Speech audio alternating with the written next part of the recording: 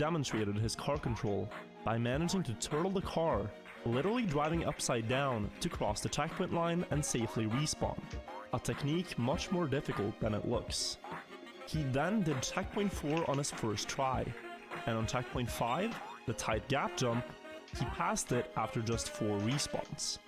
On checkpoint 6, he comfortably one-shot the shortcut onto the wall, reached checkpoint 7, and did the wall ride into the landing on the subsequent wall, and one-shot that as well.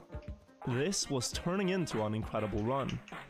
On checkpoint 8, he was faced with the precise driving in between poles, and somehow he did that first try as well. Checkpoint 9, the sculpture jump up to a blue wall, followed by a drop onto another blue wall, one-shot that too. On checkpoint 10, he lost about 30 seconds respawning, but once he got onto the wall, he made it to checkpoint 11 in a ridiculous 6 minutes and 34 seconds. To put that into perspective, this wasn't just the fastest human split ever, but it was also 53 seconds ahead of the track's segmented run from 2012, which showed every checkpoint done first try. But now, Lane was faced with the hardest checkpoint, and there was a lot of pressure on his shoulders.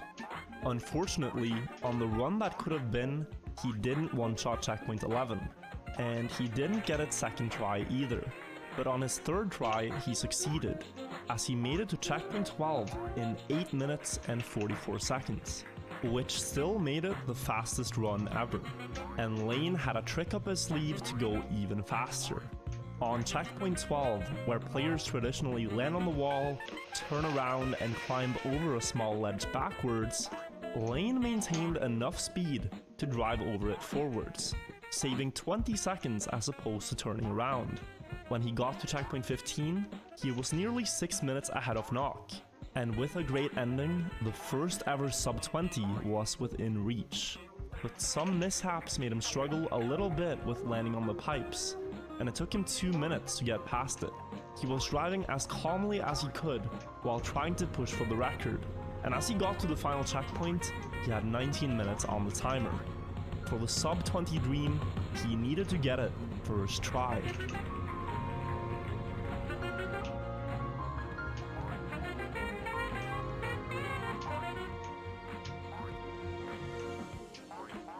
The first drop down took him 4 attempts, but once he got there, he quickly nailed the rest and finished with the amazing time 20 minutes and 33 seconds. If you were a Trackmania player watching this run 10 years ago, you probably wouldn't have believed it was real, but it was. Lane had beaten Och, respawning only 68 times on 18 checkpoints, on a map that was built to be near impossible for humans to finish. The throne now belonged to Lane, and though most trial experts found it way too daunting to go up against it, there was still one player who, after all this time, wanted to beat it. Simo900. The 4th player to ever finish the track, returned 9 years later to challenge the Och world record. In those years, Simo had been playing numerous difficult trial maps, building some of the hardest tracks in the game, and honing his precision, skills, and game knowledge. He had also won the prestigious Khaki is Khaki event twice, finishing almost all the inhumanly difficult tracks in those competitions. Simo had become a true force to be reckoned with, and he was coming back for his legacy. On the 31st of March 2021, Simo beat Och in 33 minutes and 56 seconds, getting